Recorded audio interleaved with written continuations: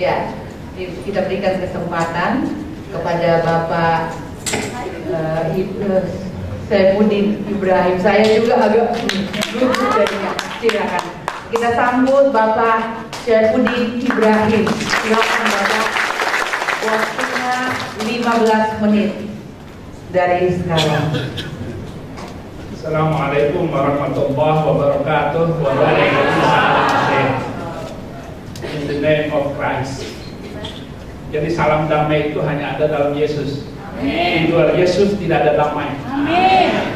Suami istri aja berantem, anak dengan bapak bunuh-bunuhan. Tetapi dalam Yesus sumber segala damai. Amin. Maka Yesus disebut Raja Damai, Raja Shalom.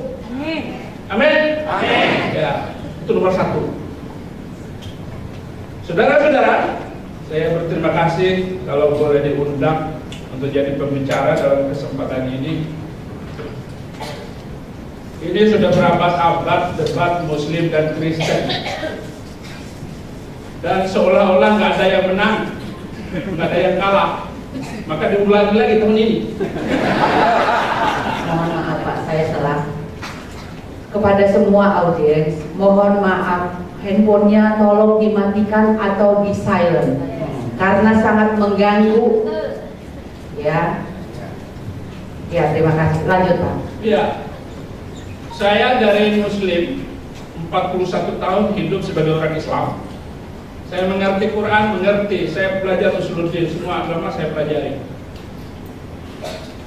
Surat Al-Fat ayat 6. Wa idza qala Isa ibn Maryam ya bani Israil inni rasulullah ilaikum musaddiqan lima baina yadayya min at-Taurat wa mubasysyiran bi rasulin ya'ti min ba'di ismuhu Ahmad.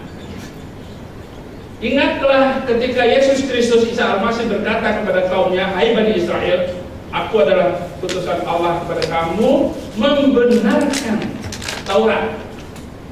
Dan saya memberitakan kabar gembira akan datangnya Nabi setelah aku namanya Ahmad. Dan seterusnya saya cari sendiri. Yang Kristen juga cari sendiri. Banyak Al-Quran di seluruh toko buku di Islam. Setelah saya jadi Kristen, saya buka Injil, tidak ada satu ayat pun Yesus ngomong seperti itu. Penasaran saya.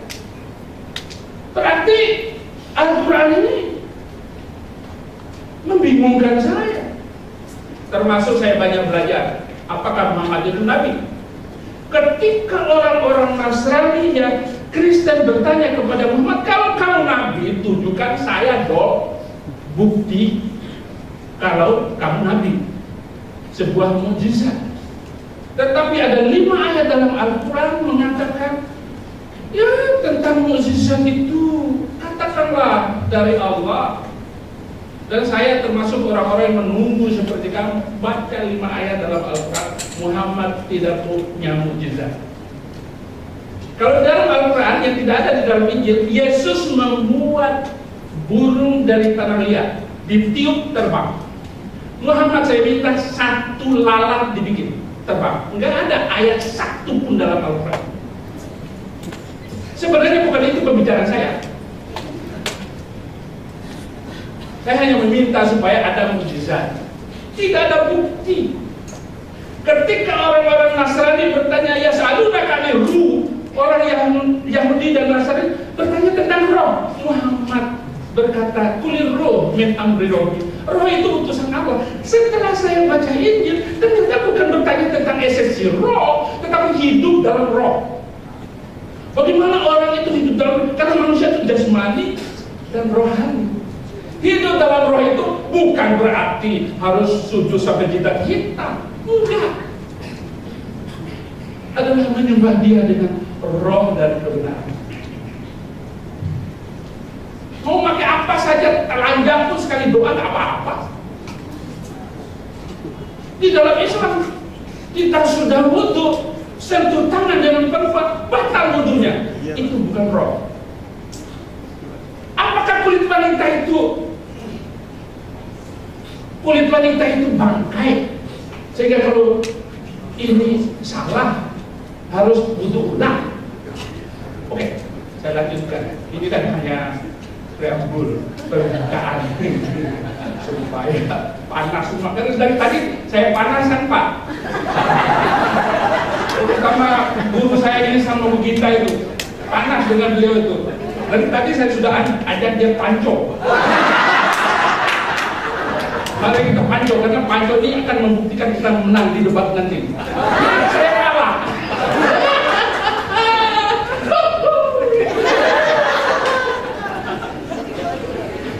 Saudara-saudara, kalau ada orang Islam masuk Kristen, dia tidak mengerti Alkitab.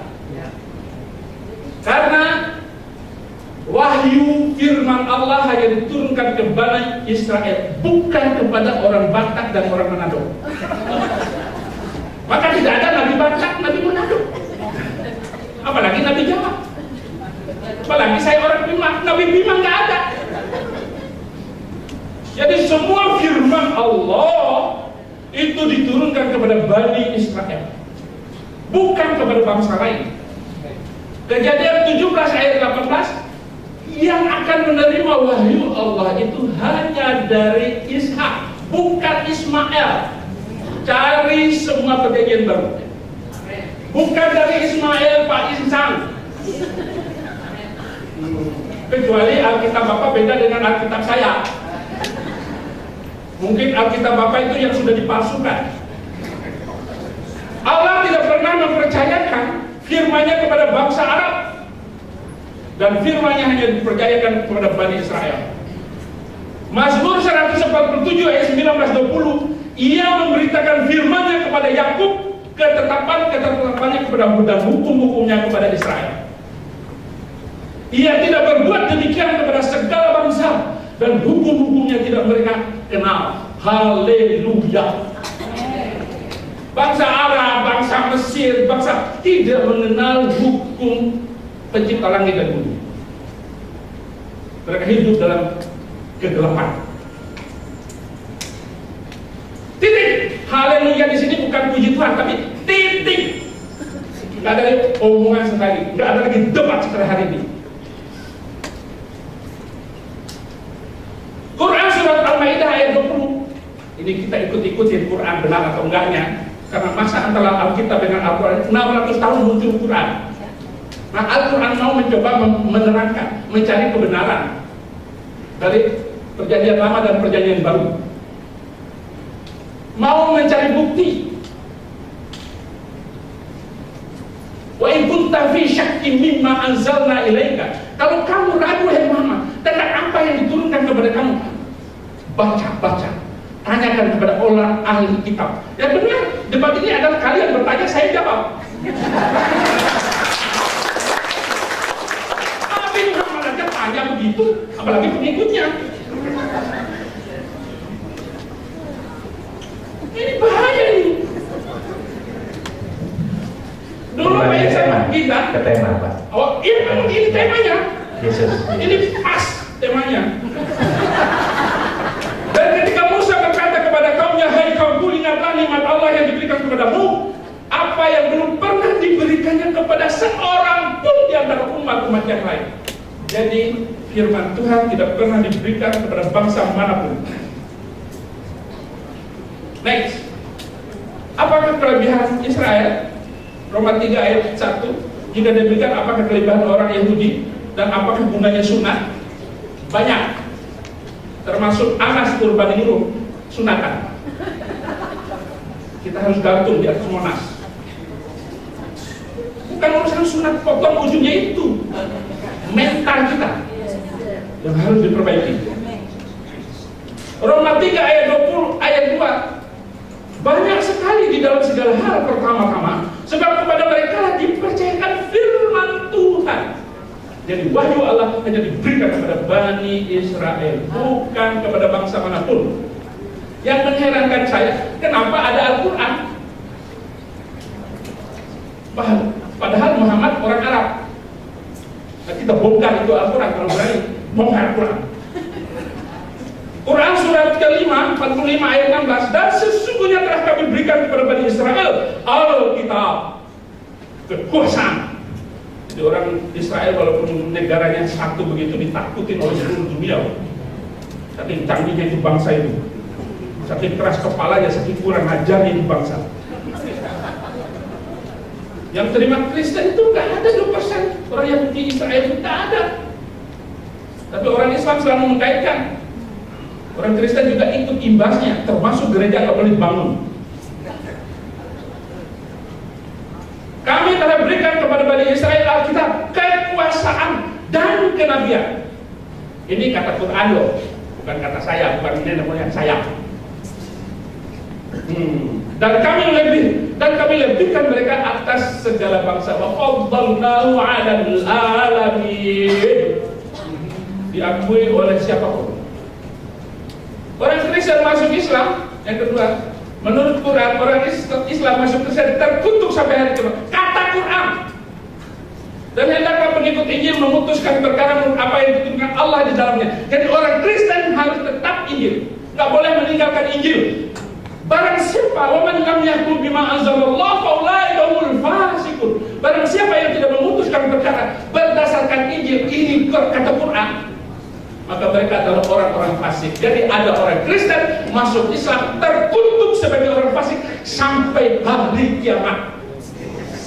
Ini kata Quran, kata saya. Kembali ke tema. Ya, masuk tema sekarang. Masuk tema. Muhammad tidak menubuatkan Yesus tidak menubuatkan Muhammad. Nah itu baca sendiri. Ketemu makanya TKB dikirim ke Arab Saudi, yang pulang hamil mereka montak. Dalam Injil hanya ada semacam ini, Yesus adalah Alfa dan Omega. Banyak nabi palsu akan muncul dan menyesatkan banyak orang. Yohanes 16 ayat 2, kamu akan dikucilkan, bahkan banyak saatnya, datang saatnya setiap orang yang membunuh kamu akan menyangka bahwa itu berbuat baik kepada Allah. Jadi banyak sekali ayat-ayat yang sudah saya kutip, tapi waktunya sedikit, tapi masih 15 menit loh. Jadi Muhammad tidak dikenal oleh orang Yahudi dan orang Kristen awal. Kenal setelah Muhammad datang, baru kenal Islam, baru kenal Nabi Muhammad. Karena diceritakan oleh orang Islam kepada orang Kristen, dan di antara orang Kristen ada yang masuk Islam gara-gara cerita itu. Ini ayat-ayatnya, dicari lagi di ayat yang lain.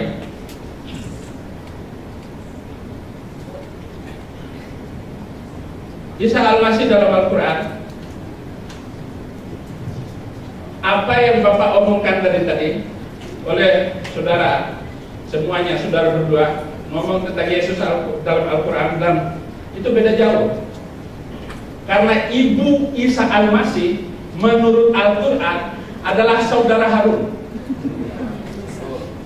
Harun itu adalah kakak Musa. Musa dengan Yesus itu 1500 tahun. Jarak antara Maryam yang menghamil, yang membawa bayi Yesus ini, yang diceritakan oleh Al-Quran itu adalah saudara Harun. Bagaimana mungkin seorang wanita hamil Yesus 1500 tahun? Cari Quran, tepat sekali omongan saya. Tetapi selalu dikait-kaitkan bahwa Maryam ini adalah ibu Yesus yang diceritakan dalam Alkitab. Ayatnya ada dalam Quran surat Imran ayat 36, Maryam itu binti Imran. Tidak ada cerita ini dalam Perjanjian Baru bahwa Maryam itu anak Imran. Mana ada? Saya nggak belajar sembarangan. Saya sungguh-sungguh belajar. Berarti apa yang Anda ngomongkan dengan apa yang kami pahami beda jauh. Beda jauh. Bukan Isa Al-Masih yang Anda maksudnya adalah Yesus Kristus. Karena ibunya aja beda. Yesus Isa Al-Masih lahir di bawah pohon kurma. Sekarang saya tanya kepada orang Kristen, Yesus lahir di mana? Tahu semua Pak. Nah di sini lahir di bawah kurma. Ngawur sekali. Jadi debat kita selesai. Waktu habis, Pak. Masih Pak. Habis, mohon maaf semua menyaksikan waktu Aduh. habis.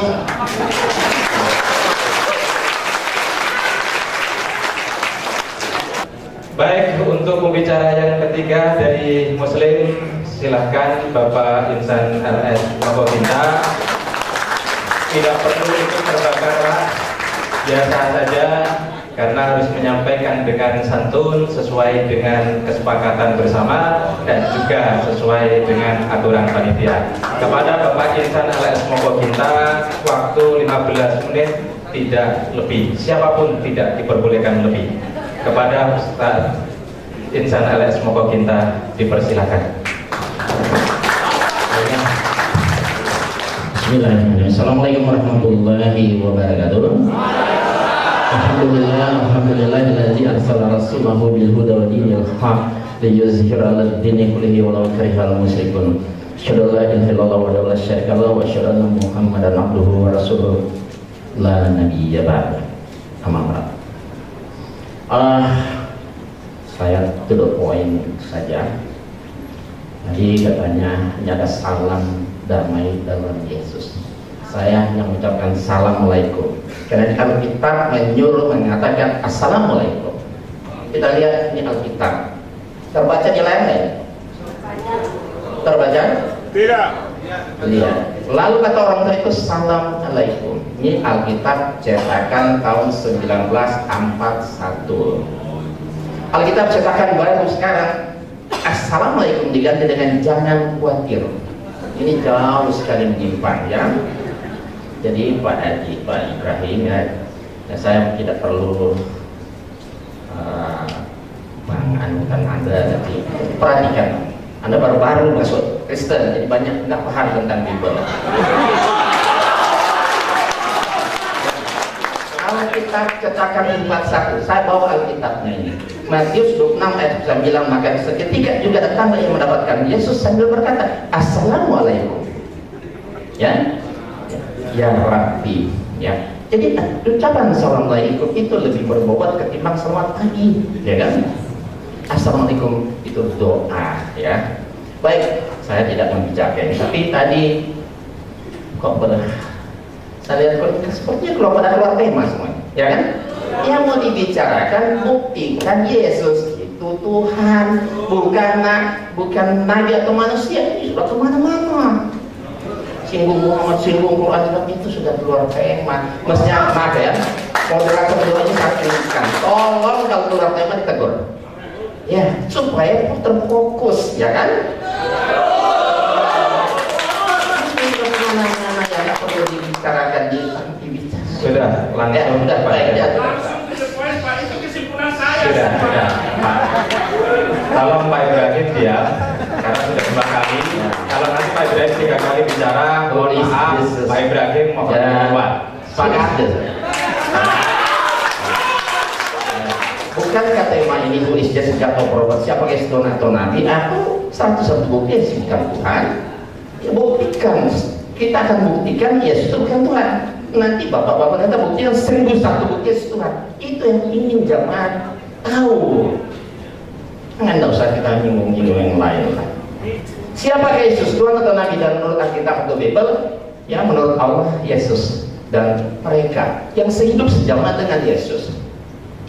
Kita lihat orang yang hidup sejaman dengan Yesus, yang bergaul langsung dengan Yesus, berhadapan muka dengan Yesus, mengatakan, dan orang banyak yang menyebut inilah Nabi Yesus dari Nazaret. Jadi orang itu lebih tahu daripada pendeta hidup 2000 tahun kemudian. Mereka tahu sampai berhadapan muka, inilah Nabi Yesus. Itu Nabi, dia bukan Tuhan. Saya akan fokus hanya menggunakan Alkitab. Saya tidak mau menggunakan Quran. Sesuai saat konsisten dengan temanya ya. Menurut Alkitab. Katanya kepada mereka, apakah itu? Jawab mereka, apa yang terjadi dengan Yesus orang Nazaret? Dia adalah seorang nabi. Ini boleh lihat di Alkitab. Dia ini benar-benar nabi. Dia adalah seorang nabi. Jadi mereka yang sedang dan bergaul dengan Yesus tentu paling tahu siapa Yesus. Kesiap mereka itu lebih dapat dipercaya ketimbang orang yang hidup 2000 tahun. Saya masuk Islam karena saya ingin menjadi pengikut Yesus yang setia dan benar. Kita lihat apakah saya menyimpang dari apa yang Yesus ajarkan. Saya bangga dengan keislaman saya. Saya telah menjadi pengikut Nabi Muhammad. Tapi sekaligus saya tidak meninggalkan Yesus. Karena Yesus Nabi Isa, Nabi kami yang sangat kami muliakan. Tidak mungkin ajaran Nabi Isa alaihissalam bertentangan dengan ajaran Nabi Yesus bertentangan Nabi Muhammad. Tidak mungkin, karena Nabi Muhammad hanya meneruskan risalah Nabi Isa. Kalau ada pertentangan, pasti bukan ajaran Yesus. Kita lihat Yesus dalam 4 Injil. Yesus sendiri mengaku dengan mulutnya sendiri tertulis dalam 4 Injil. Lalu mereka kecil dan menolak dia. Maka Yesus berkata kepada mereka, seorang nabi dihormati di mana-mana. Injil Markus, Yesus mengatakan dia seorang nabi. Injil Lukas, Injil Yohanes, tetap Yesus mengaku dia itu seorang nabi, dia bukan Tuhan. Lihat Nabi Musa, engkau diberi melihatnya untuk mengetahui bahwa Tuhan adalah Allah, tidak ada yang lain. La ilaha illallah. Jadi banyak ini kesaksian Allah sendiri. Tuhanlah Allah, inilah di atas, di bumi, di bawah, dan tidak ada yang lain. La ilaha illallah. Dengarlah orang selain Tuhan Allah kita, Tuhan itu Esa. Versi perjanjian lama. Ya. Banyak sekali ya. Tidak ada Allah kecuali aku. Bahwa akulah dia, akulah Tuhan, dan tidak ada juru selamat selain daripada aku. Ini tertulis di Alkitab. Itu saya aminkan. Kita lihat banyak sekali. Akulah Tuhan dan tidak ada yang lain. Ya, tidak ada yang lain di luar aku. Akulah Tuhan dan tidak ada yang lain. Akulah yang terdahulu dan akulah yang terkemudian. Tidak ada Allah selain daripada aku. Akulah Tuhan dan tidak ada yang lain. La ilaha illallah. Kita lihat bagaimana kesaksian Yesus. Saya sangat menghormati ucapan Yesus ini. Sebab aku berkata-kata bukan dari diriku sendiri, kata Yesus, tapi Bapa yang mengutus aku. Dialah yang memberitakan aku untuk menyatakan apa yang harus aku katakan dan aku sampaikan, dan aku tahu bahwa perintahnya itu adalah hidup yang kekal. Jadi apa yang aku katakan, aku menyampaikannya sebagaimana yang difirmankan oleh Bapa kepadaku.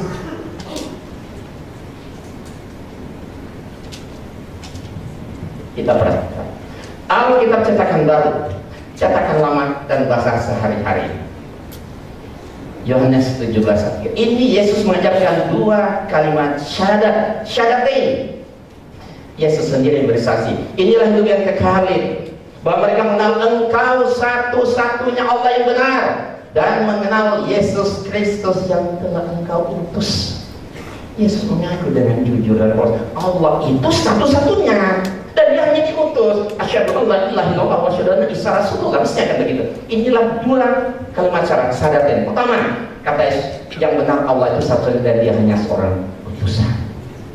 Cetakan lama, inilah hidup yang kekal, itu supaya mereka mengenal Engkau Allah yang besar dan benar, dan Yesus yang telah Engkau suruhkan itu. Bahasa Indonesia sehari, inilah hidup yang sejati dan kekal, supaya orang mengenal Bapa satu-satunya Allah yang benar, dan mengenal Yesus Kristus yang diutus oleh Bapa. Jadi setiap mengaku diutus oleh Tuhan, pasti seorang utusan Tuhan. Yesus mengaku diutus Tuhan, berarti Yesus bukan Tuhan. Itu mudah sekali kan kesimpulannya. Makanya saya menulis buku, nanti bisa dilihat di depan, dan 101 bukti sesuai dengan tema Yesus bukan Tuhan. Itu ada di depan bukunya ini. Maka berkatalah Yesus, "Dengarlah iblis, sebab tertulis engkau harus menyembah Tuhan Allahmu, dan hanya kepada Dia saja engkau menyembah." Iblis saja Yesus menyuruh menyembah itu hanya kepada Allah. Kita lihat Markus 12 ayat 28-29. Pasal 12 ayat 28-29. Ini Yesus sedang bersoal jawab dengan orang Saduki. Didengar oleh ahli Taurat. Mereka bertanya, seorang ahli Taurat yang mendengar Yesus dan orang Saduki bersoal jawab, dan tahu bahwa Yesus memberi jawab yang tepat kepada orang itu. Datang kepadanya. Mereka bertanya kepada Yesus, hukum mana yang paling utama? Jawab Yesus, hukum yang terutama, dengarlah hai orang Israel, Tuhan itu Allah kita, Tuhan itu saya. Berarti Tuhan itu Allah kita, termasuk Allah Dia. Tuhan itu esa, esa berarti satu, bukan dua, bukan tiga. Kan Yesus tidak mengatakan dengarlah hai orang Israel, Tuhan itu aku, enggak. Tuhan itu Allah kita, termasuk Allah Dia. Ahli Taurat yang mendengar Yesus sedang berdialog dengan ahli Taurat, mengaminkan ucapan Yesus itu. Apa kata ahli Taurat? Tepat sekali guru, benar katamu itu, bahwa dia esa dan bahwa tidak ada yang lain kecuali dia. La ilaha illallah. Kenapa kita tidak mau aminkan ucapan Yesus? Bukankah ahli Taurat ini orang yang paling tahu siapa Yesus? Dia berhadapan langsung dengan Yesus. Dia sendiri mendengar dari kuping dia sendiri kesaksian Yesus bahwa Tuhan itu adalah kita. Tuhan itu esa. Di dalam Al-Quran ada, tapi saya tidak mau menggunakan Quran. Bagaimana Yesus mengaku dapat menyembah itu hanya kepada Allah yang dia sembah. Bisa tidak konsisten, komitmen. Saya tidak akan menggunakan Quran. Ya. Segala firman yang kau sampaikan kepadaku, kata Yesus, telah aku sampaikan kepada mereka, dan mereka menerimanya. Mereka tahu benar-benar bahwa aku datang daripadamu, dan mereka percaya bahwa engkau yang telah mengutus aku. Ya, berarti Yesus itu seorang utusan, bukan Tuhan. Dan kalau aku menghakimi, maka penghakimanku itu benar, kata Yesus. Sebab aku tidak seorang diri, tapi aku bersama-sama dengan Dia yang mengutus aku. Saya aminkan ucapan Yesus. Saya amalkan apa ucapan Yesus ini. Terus Yohanes 5 ayat 3. Ini terbaca nggak di layar? Oh iya. Aku tidak dapat berbuat apa-apa atas diriku sendiri. Aku menghakimi sesuai dengan yang aku dengar. Dan penghakimanku adil, sebab aku tidak menuruti kehendakku sendiri, melainkan kehendak Dia yang mengutus aku. Kalau Yesus itu Tuhan, masa Tuhan nggak bisa berbuat apa-apa? Masa ada Tuhan nggak bisa mengikuti, menuruti kehendaknya sendiri? Kenapa? Karena dia bukan Tuhan. Dia hanya seorang utusan. Nah, wajar kalau Yesus tidak bisa berbuat apa-apa, tidak bisa menuruti kehendaknya sendiri, karena dia bukan Tuhan. Manakala Yesus dijadikan Tuhan, ini menjadi tidak wajar. Masa ada Tuhan yang tidak bisa berbuat apa-apa? Masa ada Tuhan tidak bisa menuruti kehendaknya? Nah, jadi di sini setiap yang tidak bisa berbuat apa-apa atas dirinya sendiri pasti bukan Tuhan. Yesus tidak bisa berbuat apa-apa atas dirinya sendiri, berarti Yesus bukan Tuhan. Setiap yang tidak bisa menuruti menurut kehendaknya sendiri, berarti pasti bukan Tuhan. Yesus tidak bisa menuruti menurut kehendaknya sendiri, berarti Yesus bukan Tuhan. Setiap yang mengaku diutus oleh Tuhan pasti bukan Tuhan. Yesus mengaku diutus oleh Tuhan, berarti Yesus bukan Tuhan. Kesimpulan, Yesus bukan Tuhan, tapi hanya seorang nabi.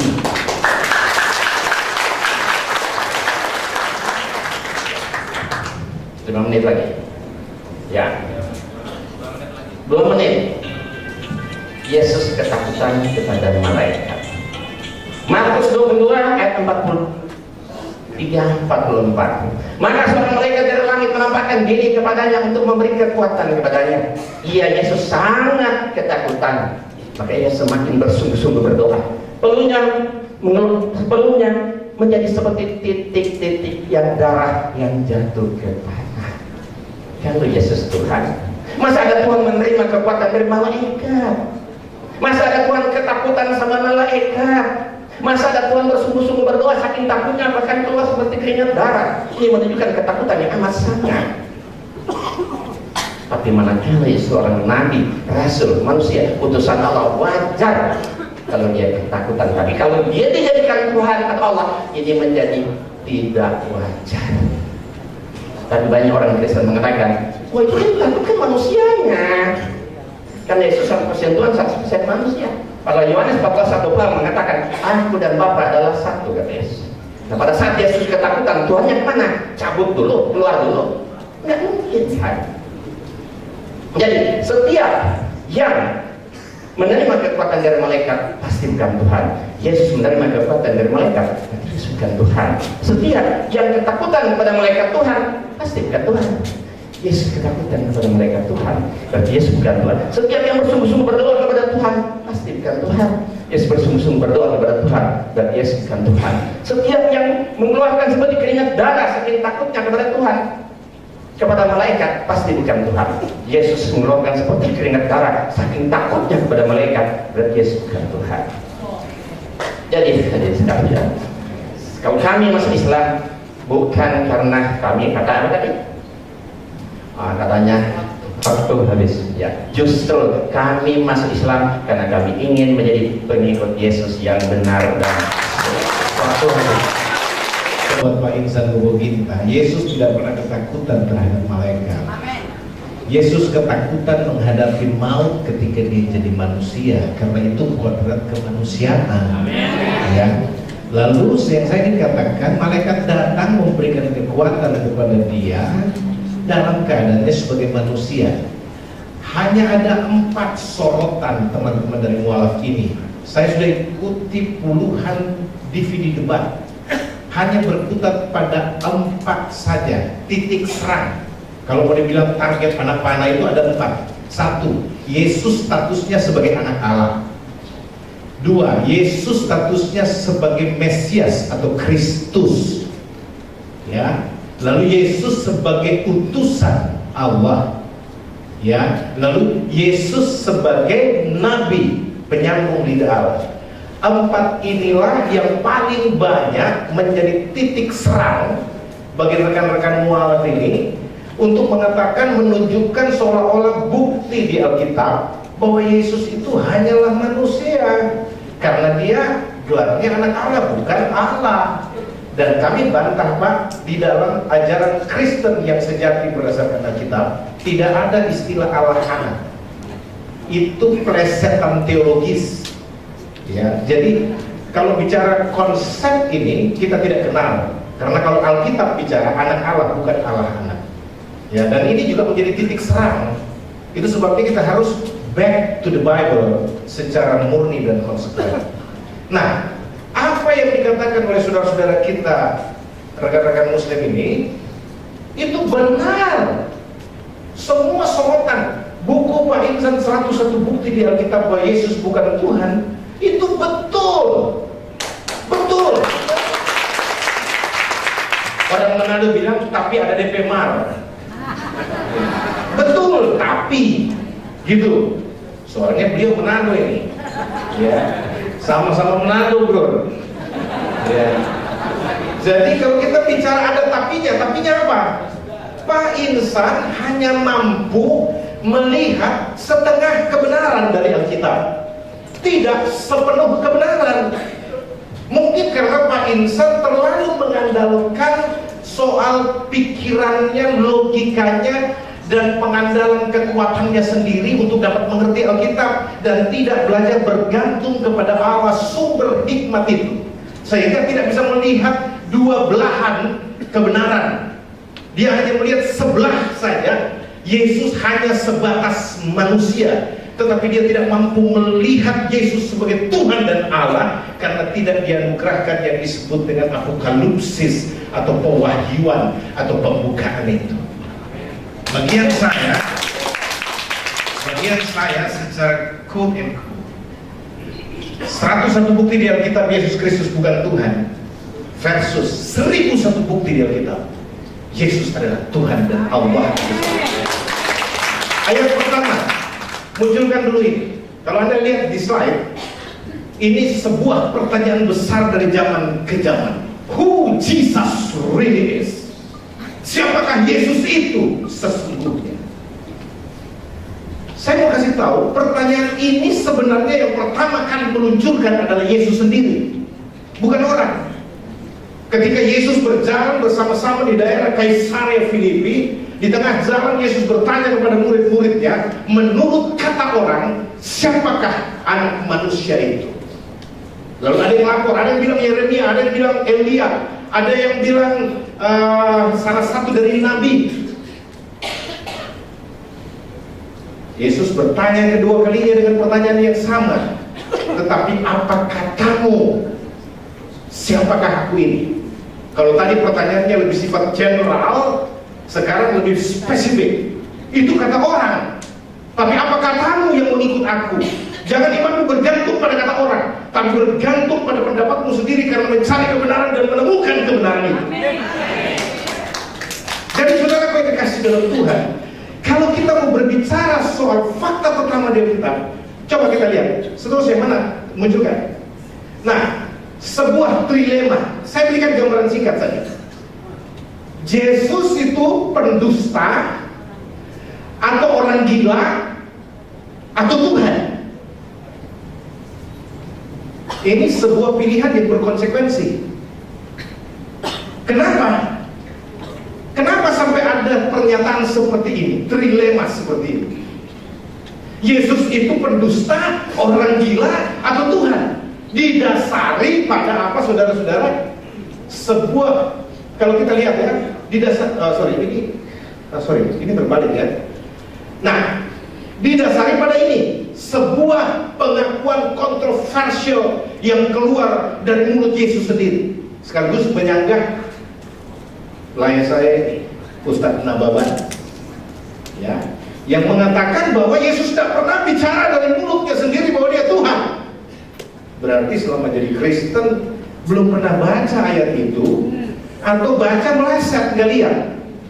Karena di dalam Alkitab banyak, Kak, Yesus berkata bahwa dia adalah Tuhan.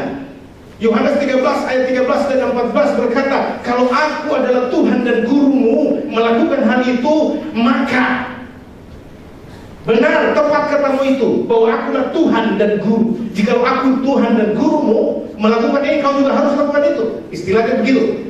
Nah, itu dari mulut Yesus sendiri.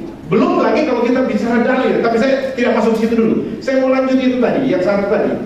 Coba. Nah, Yesus mengaku bahwa dia adalah Tuhan dan Allah. Pertanyaannya, benar atau salah? Benar, salah, tidak ada masalah, dua-dua diterima. Ya, tetapi setiap pengakuan itu punya konsekuensi yang mengikutinya. Kita lihat dulu yang salah, yang bilang begini, salah. Ya, tak apa, kita terima. Kita lihat. Jika salah, berarti ada dua pilihan. Yesus itu pendusta atau orang gila. Kenapa? Karena dia bilang dia Tuhan, dia mengaku dia Tuhan. Nah, kalau pernyataan dia itu salah, ini orang gila nih. Masa manusia biasa ngaku dia Tuhan? Kan kalau bukan gila, pembohong. Kalau dia pembohong, pendusta, berarti dia tahu pernyataan itu tidak benar, tapi dia lakukan itu. Dan dia jadi gila karena apa? Dia akhirnya mati gara-gara pengakuannya itu. Kan hanya orang gila yang tahu dirinya tidak benar Tuhan, lalu ngotot ngaku dia Tuhan, bahkan rela digantung di salib untuk mengatakan bahwa dia Tuhan, padahal dia bukan Tuhan. Kalau orang gila apa ini? Sinting. Tapi saya yakin Yesus bukan orang gila, bukan orang sinting, bukan pendusta, bukan penipu. Karena di kolong langit ini semua manusia yang pernah hadir dari Adam sampai manusia terakhir yang akan datang lalu kiamat, tidak ada orang yang senormal Yesus yang pernah hidup. Jadi saudara kekasih, saya lanjut. Berikutnya Anda lihat, hanya ada dua hal. Dia tahu pengakuannya salah atau dia tidak tahu pengakuannya salah. Kalau Yesus tahu pengakuannya itu salah, dia pendusta. Ya, dia sengaja memberi keterangan palsu atau penipu, dia seorang munafik, dia adalah iblis. Kalau pengakuannya salah. Lalu dia orang gila, dia hanya benar-benar diperdaya oleh setan, dan dia seorang tolol yang mau mati untuk itu. Kalau pengakuannya salah. Kita harus belajar ekstrim di sini. Begitu cara belajar. Amin. Coba Anda lihat berikutnya. Tapi jika pengakuannya benar bahwa dia itu adalah Tuhan, hanya ada satu hal. Ya, bahwa memang betul dia Yesus itu adalah Tuhan dan Allah.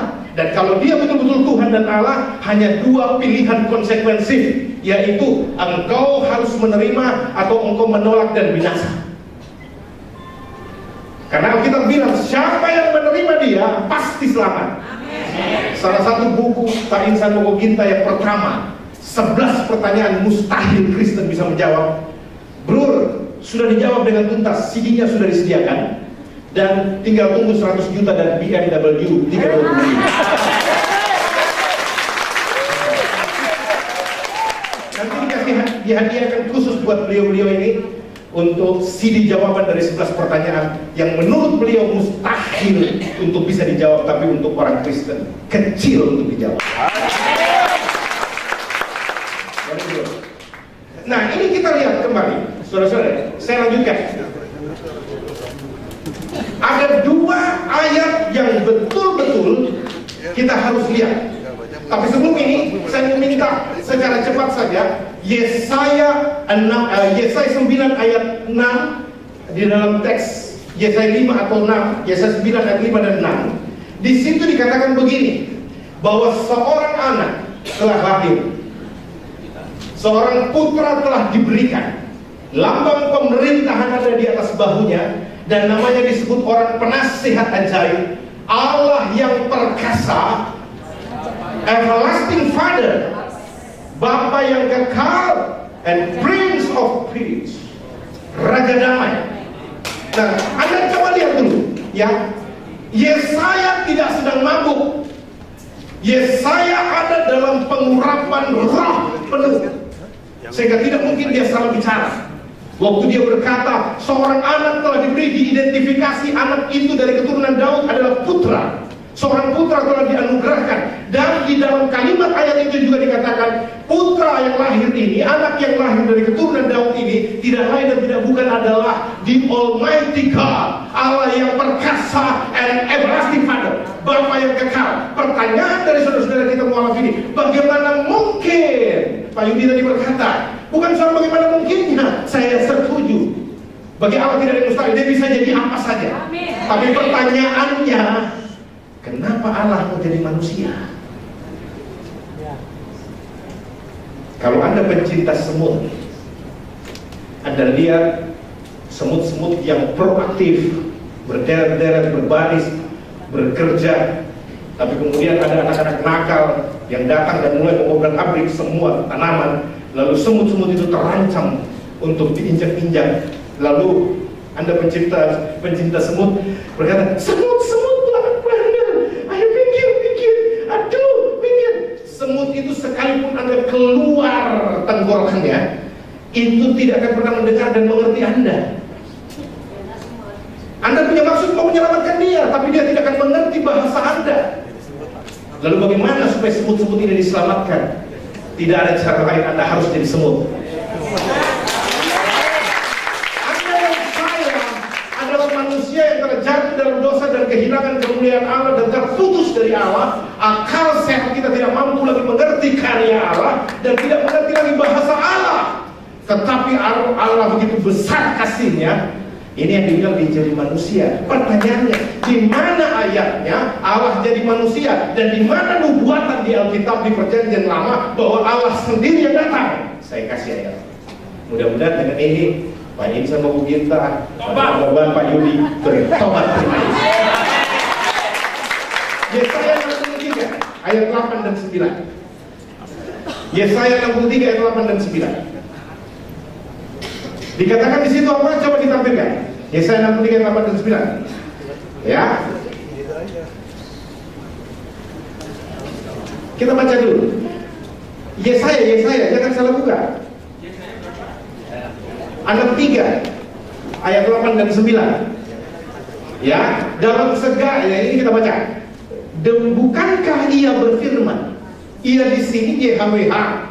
Sungguh merekalah umatku, anak-anak yang tidak akan berlaku curang. Maka ia menjadi juru selamat mereka. Dari Perjanjian Lama, istilah juru selamat sudah diperkenalkan. Dan juru selamat ini adalah predikat bagi Sang Yahweh, Sang YHWH, Elohim, Sang Pencipta, Khalik langit dan bumi itu, mengenakan pada dirinya titel Sang the Savior, juru selamat itu. Dan saudara-saudara lihat, dalam segala kesalahan mereka, bukan seorang duta atau utusan, bukan oleh seorang ambasador atau messenger, dalam bahasa Arabnya rasul, bukan. Tetapi siapa yang datang menjadi penebus? Melainkan ia sendirilah. Ia sendiri, Tuhan Allah Pencipta itu sendiri yang datang untuk menebus dan menyelamatkan. Dan itu sebabnya ketika berita Natal itu berkata, hari ini telah lahir bagimu Kristus Tuhan di kota Daud.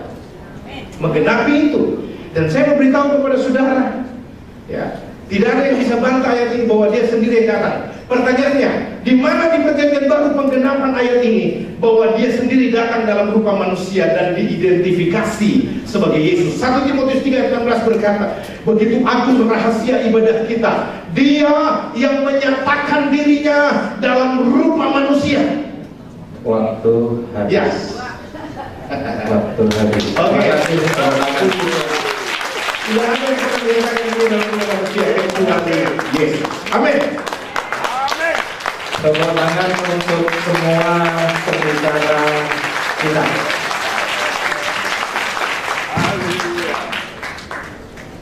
Ini betul-betul dialog yang makin seru, makin dialogis, makin logis, dan makin argumentatif.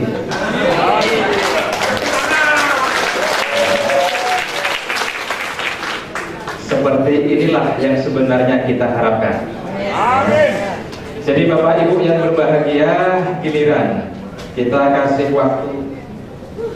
Kita kasih waktu masing-masing 7 menit untuk Islam, kemudian untuk Kristen.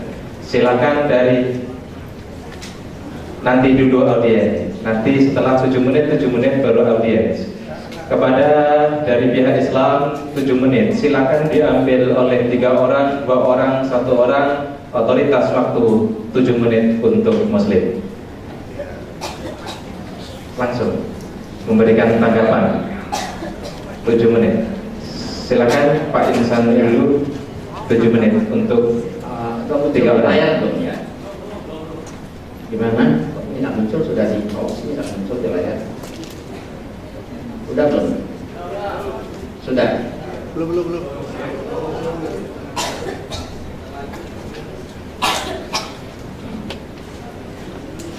Muncul? Mana nih panitia nih? Kok jalur sana diputus dulu. Baik, Sudah. silakan. Ya, kita melihat Yesus juru selamat ya. Kita sebagai umat Allah, Yesus juru selamat. Tapi bedanya beliau itu juru selamat hanya untuk Bani Israel. Ya, sebagaimana kita lihat di sini. Dan dari keturunannya sesuai yang telah dijanjikannya, Allah telah membangkitkan seorang juru selamat bagi orang Israel, yaitu Yesus. Berarti Yesus juru selamat tapi hanya untuk orang Israel, tidak untuk seluruh alam semesta. Ya.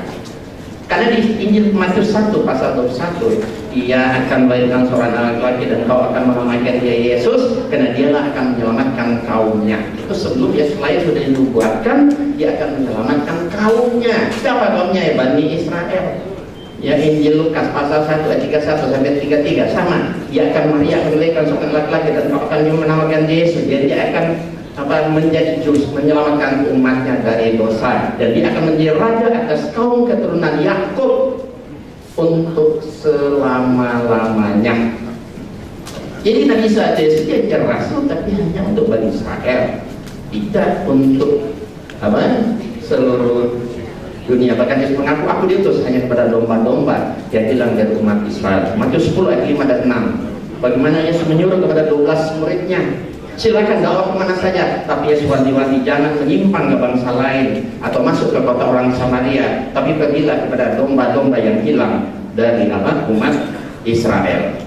Kenapa? Karena memang dia juru selamat tapi hanya untuk orang Israel. Bahkan Yesus melarang memberitakan Injil ini di Indonesia. Di Indonesia termasuk negara dilarang oleh Yesus untuk diberitakan Injil. Bukan hanya Yesus, Roh Kudus pun ikut melarang. Dan lihat, mereka melintasi tanah Frigia dan tanah Galatia, tapi Roh Kudus mencegah mereka untuk memberitakan Injil di Asia. Dan setibanya di Misia, mereka mencoba masuk daerah Bitinia, tapi Roh Yesus tidak mengizinkan mereka. Pertanyaannya, Indonesia masuk Asia tidak? Masuk nggak? Masuk. Berarti Indonesia termasuk salah satu wilayah negara yang dilarang oleh Yesus untuk memberitakan Injil, karena dia hanya seorang rasul Tuhan yang diutus hanya untuk Bani Israel. Kalau mau dibantai silahkan, jangan bantah saya hanya mengcopy paste apa adanya ya. Saya bukan mau sombong, tapi mungkin ya saya punya Alkitab beratus-ratus tahun lalu saya punya ya. Saya punya banyak referensi ya, bukan saya asal ngomong ya. Nah, kemudian tadi juga ada kata Pak saya berikan Ibrahim surat 3 ayat 171. Yesus menciptakan burung, dia tiup jadilah burung. Mana Muhammad menciptakan burung? Tidak. Tapi bukankah di ayat itu Bapak kan beliau itu mengajarkan Quran, tahu bahasa Arab. Di dalam ayat itu ada tertulis biiznillah. Artinya apa? Atas izin Allah. Betul Yesus bikin burung dan dia tiup jadi burung, tapi biiznillah. Di ayat itu ada atas izin Allah. Karena Allah kabulkan doanya, jadilah burung Yesus. Ya, seperti itu. Kemudian tadi beliau mengucapkan surat Al-Fat ayat 6 kan. Padahal bukan surat Al-Fat itu Pak ya, surat As-Sof gitu ya. Ya kan? Bukan surat Al-Fat itu.